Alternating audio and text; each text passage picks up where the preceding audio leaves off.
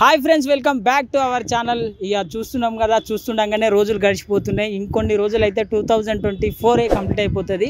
మరి 2024లో చాలా మూవీస్ రావడం జరిగింది. అందులో మేడంకి ఏ సినిమా ఇష్టమో ఒకసారి అడిగి తెలుసుకుందాం.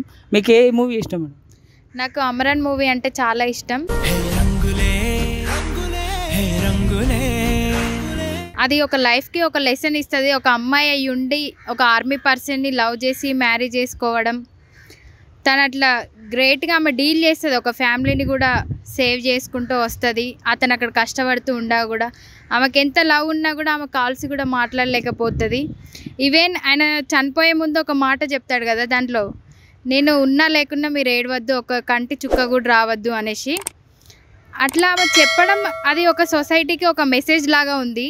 ఒక అమ్మాయి తన కాళ్ళ మీద తను నిలబడుతుంది, తను అనుకుంటే ఏదైనా చేస్తుంది అన్నట్టు. అందుకని ఆ మూవీ అంటే చాలా ఇష్టం. అతను చెప్పినట్టు ఆ మాట ప్రకారం అతను చనిపోయి బాడీ ఇంటికి వచ్చినా కూడా తను ఏడవని కూడా ఏడవలేదు.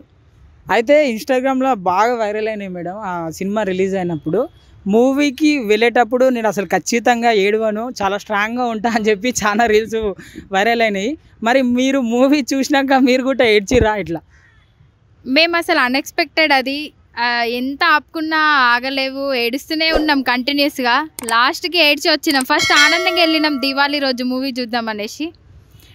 లాస్ట్కి వస్తే ఏడుస్తూ వచ్చినాం బయటికి. కాకపోతే ఆ మెసేజ్ అనేది లైఫ్ లాంగ్ యూజ్ అవుతుంది ఎవరికైనా అని మేము అనుకుంటున్నాం.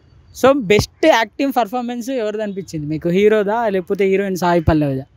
హీరోయినే బెటర్ అని చెప్పుకుంటాం, ఎందుకంటే మేము కూడా అమ్మాయిలమే కాబట్టి. తను లవ్ కోసం ఎంత ఫైట్ చేస్తుంది, అతని కోసమే ఒక స్టాండ్ తీసుకొని ఉంటుంది, ఇంకా వేరే వాళ్ళతో ఏం కమిట్ అవ్వకుండా. అదొకటి మాకు చాలా నచ్చింది. అతను ఎంత దూరంగా ఉన్నా కూడా ఆ లవ్ని సక్సెస్ చేసి తను చూపించింది. ఇది ఫ్రెండ్స్, మీకు కూడా 2024లో నచ్చిన మూవీ ఏదో కామెంట్ చేయండి. చూస్తూనే ఉండండి మన ఏఎన్కే క్రియేషన్స్ ఛానల్.